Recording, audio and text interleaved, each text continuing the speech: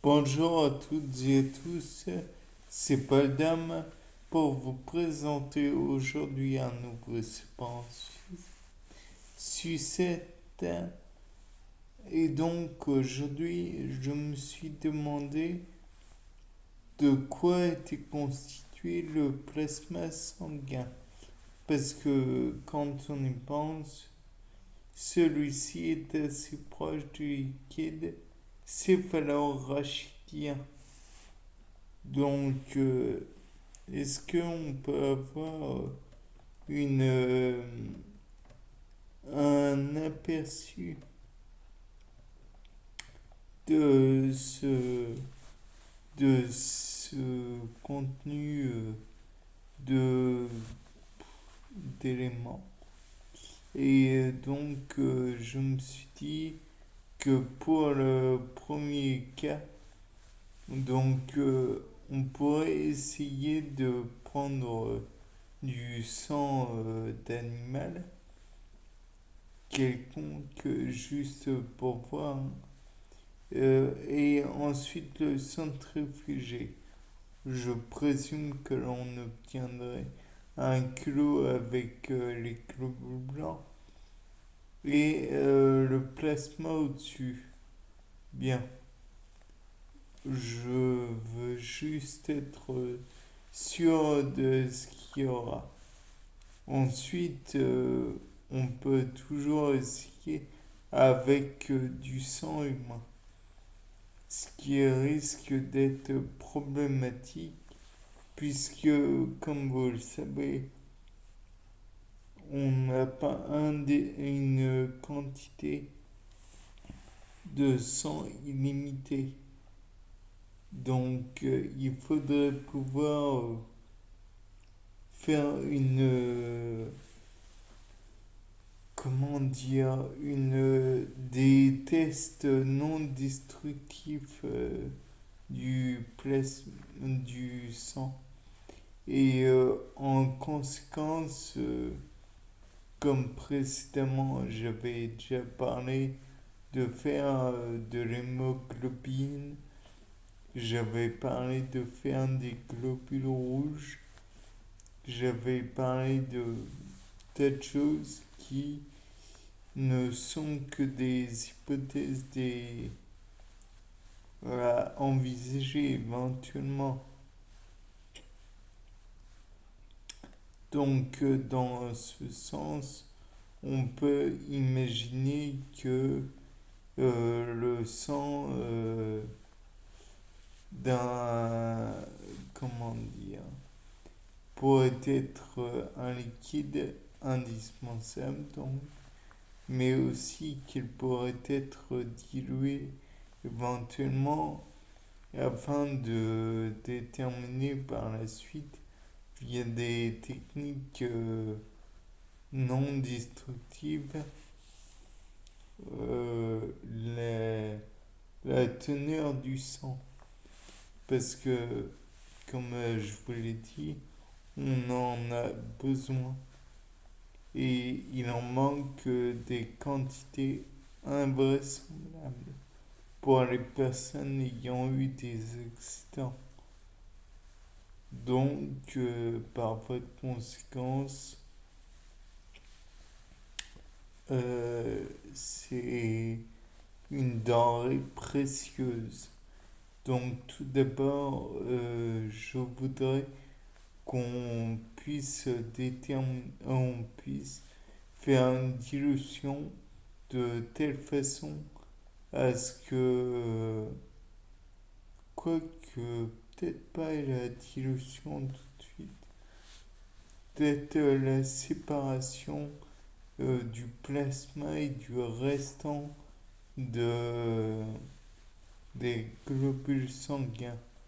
Comme ça, on obtiendrait un liquide au travers déjà, on pourrait passer un petit peu de lumière et on pourrait récupérer ces globules sanguins pour déterminer peut-être les quantités nécessaires, ce qui pourrait éviter de les gâcher inutilement.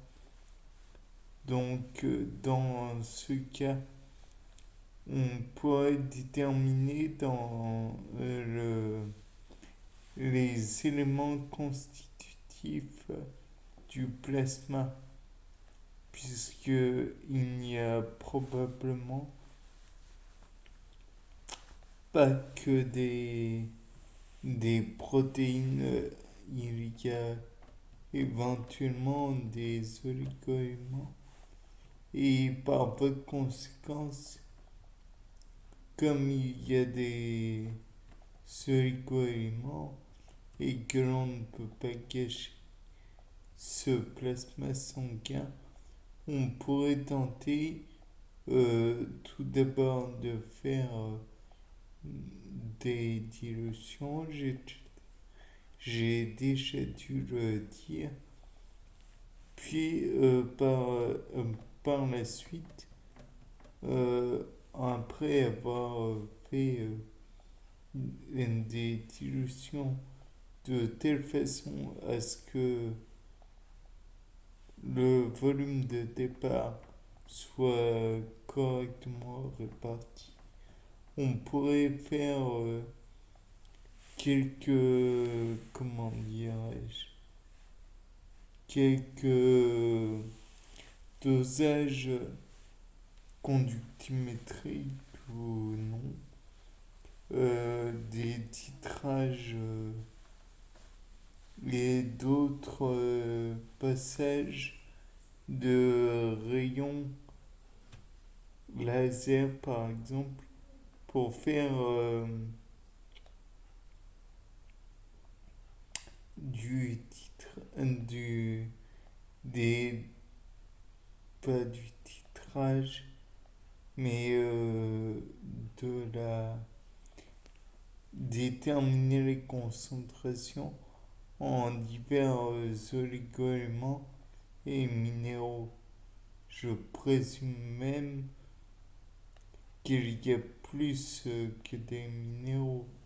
Il y a peut-être des protéines.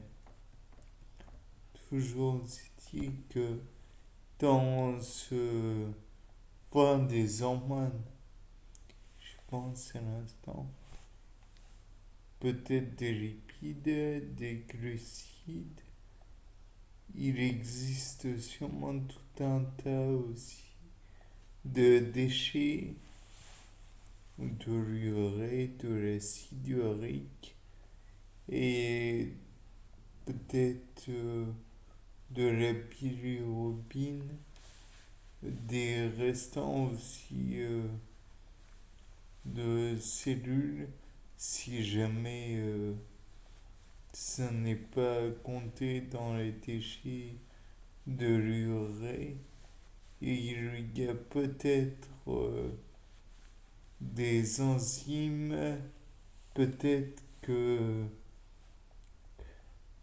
il y a tout un tas de choses, à mon avis, que je n'ai pas noté, des oligo-éléments, peut-être des protéines, j'en ai parlé. En somme, il faudrait pouvoir déterminer le contenu du plasma sanguin. Mais il y a, je pense, qu'un passage sur une colonne de, comment dire, de une chromatographie sur colonne pourrait être utile afin de déterminer déjà les différents constituants. Et je présume que même si on voit certaines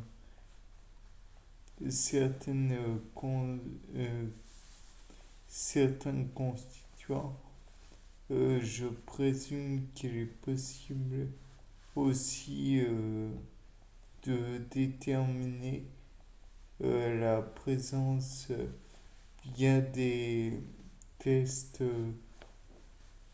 chimiques. Par exemple, je sais que, par exemple, le dioxyde de carbone qui est peut-être dissous dans le plasma sanguin peut troubler l'eau de chaud, pardon.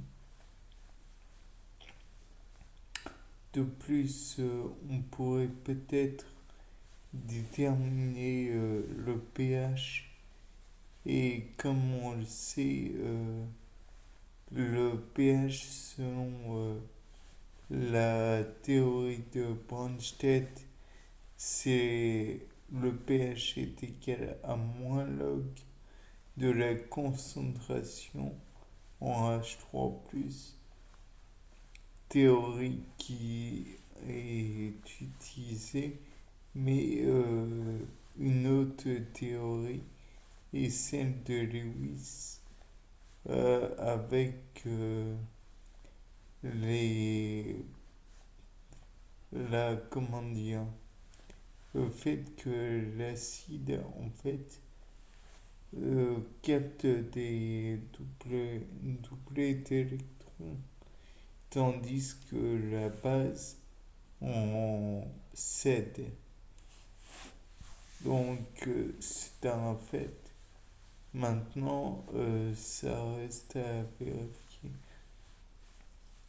De plus, il est sûrement possible de capter les différentes hormones qui sont peut-être dissoutes dans le liquide.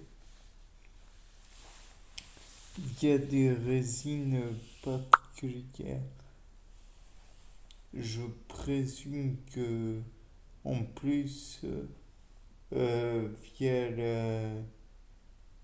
la centrifugation, on peut encore séparer au cours du temps les éléments.